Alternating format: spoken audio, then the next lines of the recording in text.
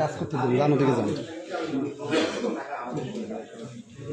আমরা আলোচিত TV camera ওই নৌকা ম্যাচ চলাকালীন যাতে আমাদের নির্ধারিত নৌকা ছাড়া অন্য কোনো নৌকা চলতে না পারে, বেশিরভাগই আমরা এখানে যারা উপস্থিত আছি সেই সময় কিন্তু মাদকের এত কর্মকর্তা এবং সুদীপ।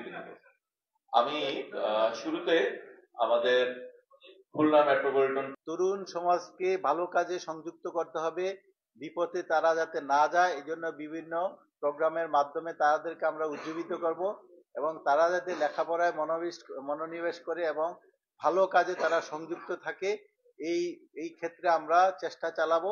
এইটা হলো আমাদের প্রথম এসিড টেস্টের মতোই বলি যে যদি আল্লাহর রহমতে আমরা সফল হই তাহলে আমরা ভবিষ্যতে আরো বড় বড় কাজে হাত দিতে পারবো।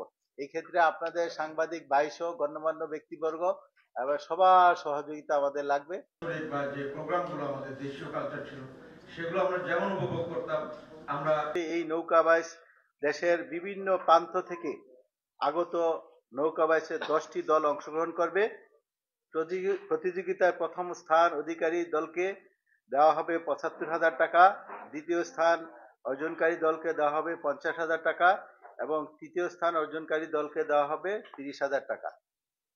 নৌকাবাইজ উপলক্ষে আগামী ৫ ফেব্রুয়ারি ২০২৫ তারিখ সকাল ১১টায় একটি বর্ণাঢ্য র্যালি অনুষ্ঠিত হবে।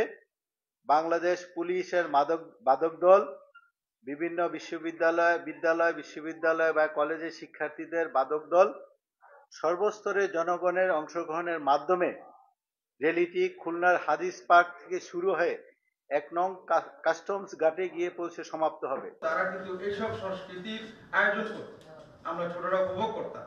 তা এখন আমরা এবং সেগুলোর মাধ্যমে একটা তারুণ্যের জোয়ার জাগবে এবং সংস্কৃতির আমাদের ফেব্রুয়ারি মাসে করছি, যার কারণে ইচ্ছা থাকা সত্ত্বেও আমরা ৮টি বড় নৌকা আমরা এই 22-এ আমরা সংস্কৃতি থেকে দূরে থাকবে। বিভিন্ন যে অপসংস্কৃতি যে